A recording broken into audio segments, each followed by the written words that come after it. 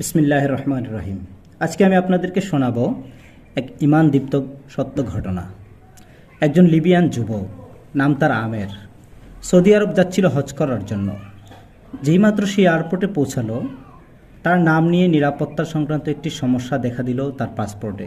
নিরাপত্তা বাহিনীর লোকেরা তাকে বলল, একটু অপেক্ষা করো, আমরা চেষ্টা করছি সমস্যাটা সমাধান করতে। এ সময়ে অন্য সব হাজিরা তাদের প্রক্রিয়া শেষ করে প্লেনে উঠে পড়ল, আর প্লেনের দরজা বন্ধ হয়ে গেল। কিছুক্ষণ পর সমস্যা ঠিক হয়, কিন্তু পাইলট দরজা খুলতে রাজি হলো না। প্লেন চলতে শুরু করলো এবং আমিরকে ফেলে রেখে উড়ে গেল। অফিসার তাকে সান্ত্বনা দিয়ে বলল, মন খারাপ করো না, হয়তো এটা তোমার কপালে ছিল না। কিন্তু আমিরের ছিল অটল বিশ্বাস। সে উত্তর দিল, আমার নিয়ত হজের, ইনশাআল্লাহ আমি যাবই যাব। হঠাৎ খবর এলো প্লেনটিতে যান্ত্রিক সমস্যা হয়েছে এবং তা ফিরে আসছে। প্লেন ফিরে এলো, মেরামত করা হলো, কিন্তু তাও পাইলট আমিরের জন্য দরজা খুলতে রাজি হলো না। অফিসার আবার বলল, হয়তো তোমার ভাগ্যে নেই। কিন্তু আমির ছিল দৃঢ় প্রতিজ্ঞ, স্থির ও দৃঢ়চেতা।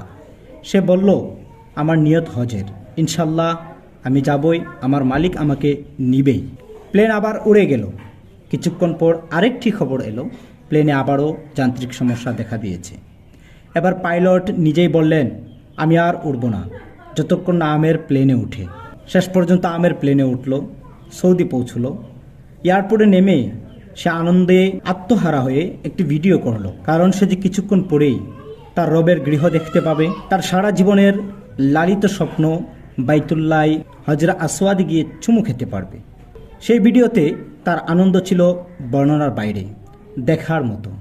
সম্মানিত দর্শক, আল কাহ্হার এটি আল্লাহর ৯৯টি নামের একটি অত্যন্ত প্রভাবশালী নাম। এর অর্থ তিনি কারণগুলোকেও পরাস্ত করেন। তিনি ক্ষমতাবান, দাপটশীল, আপনার জন্য সব নিয়ম ভেঙে দিতে পারেন কেবল আপনাকে সন্তুষ্ট করার জন্য। তাই কিভাবে, কখন, এসব নিয়ে বেশি চিন্তা করার কারণ নেই।